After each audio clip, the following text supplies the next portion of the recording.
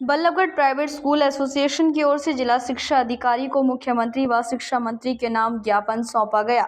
सभी स्कूल संचालकों ने ज्ञापन में मांग की कि शिक्षा विभाग की ओर से बिना एसएलसी सरकारी स्कूलों में दाखिले किए जा रहे हैं और सरकार इस आदेश को तुरंत वापस ले। बल्लभगढ़ प्राइवेट स्कूल एसोसिएशन के अध्यक्ष चंद्रसेन शर्मा ने बताया कि सरकार के इस आदेश के खिलाफ प्राइवेट स्कूल को कोर्ट से स्टे ऑर्डर मिला हुआ है, जिसकी सुनवाई 30 जुलाई को होनी है। फिर भी शिक्षा विभाग वह शिक्षा जिला अधिकारी कोर्ट के आदेश का उल्लंघन कर रहे हैं। बिना टीसी दाखिले कराना यह गलत है।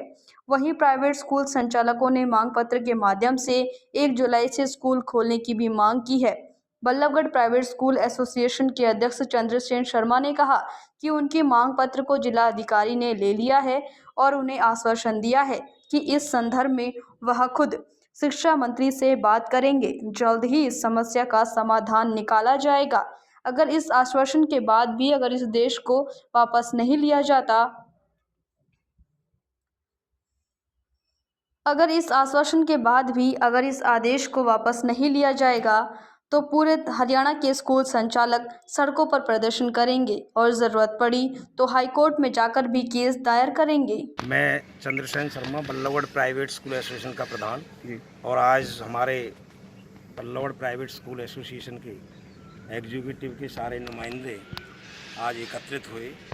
अभी हमने एक नालंदा में मीटिंग ली थी, उसमें एक निर्णय हुआ था 4 दिन पहले कि शिक्षा मंत्री मुख्यमंत्री के नाम श्री जिला शिक्षा अधिकारी ऋतु चौधरी के माध्यम से अपना ज्ञापन देंगे, अपनी बात कहेंगे। तो आज सभी लोग हम आए और मैडम से हमारी मुलाकात हुई और हमारी प्रमुख जो मांग है, सबसे प्रमुख मांग है कि बिना एसएलसी के सरकारी स्कूलों में जो ये सरकार के स्कूल में एडमिशन कर रहे हैं, उनसे हमने ये बात रखी थी, ये सरासर गलत है कि बिना एजुकेशन सिस्टम का उल्लंघन ना करें और बिना किसी भी टीसी के लिए, चाहे वो प्राइवेट का है चाहे वो सरकारी का है, किसी भी स्कूल में एडमिशन ना करें।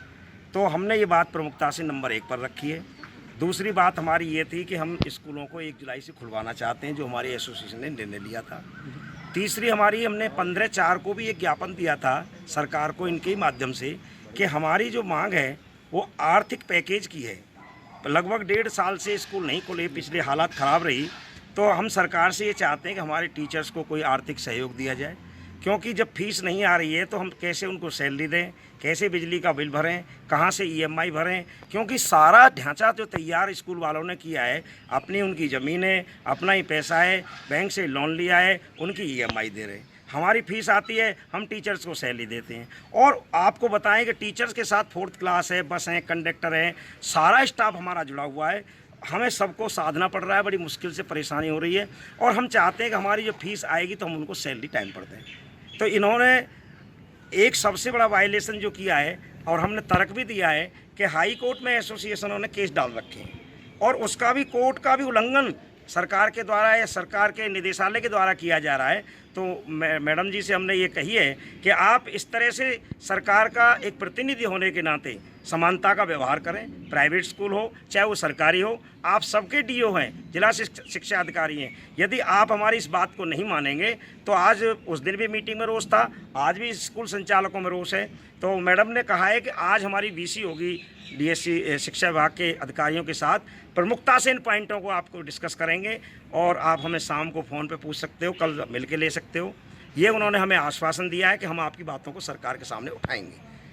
तीसरी बात हम ये कहना चाहते हैं कि हम ये मैडम से कह दिया है कि नहीं माने, क्योंकि हमारे डेटा के साथ जो चोरी हो रही है, जो बच्चे ट्रांसफ़र हो रहे हैं सरकारी स्कूलों में, हमें इस बात से ऐतराज़ नहीं है कि बच्चा किस स्कूल में जा रहा है, हमें इस बात से ऐतराज़ है कि बिना टीसी के एडमिशन ना हो।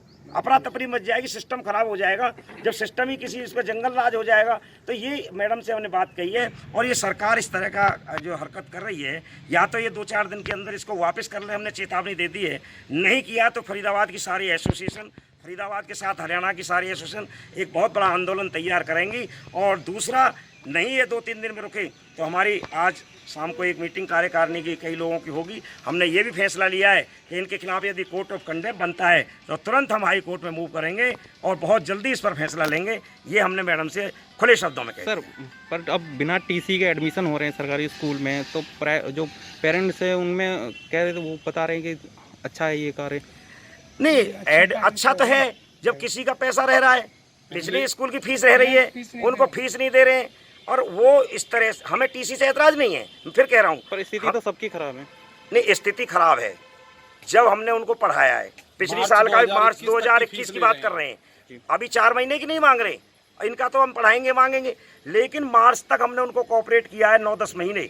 और यदि आज किसी में 10,000, 20,000, 50,000 है, 4 बच्चे जा रहे हैं और इसने बच्चे जाएं, हो सकता है कि जो आप बच्चा मदद चाहता है वो हमारे संचालक से चाहे ना मदद। आप लोग की नाराजगी किस चीज को लेकर? नाराजगी इस बात से कि एजुकेशन कोड का खुला विरोध, खुला जो वायलेशन हो रहा है, इसके सिस्टम का सरकार धज्जियां उड़ा रही है।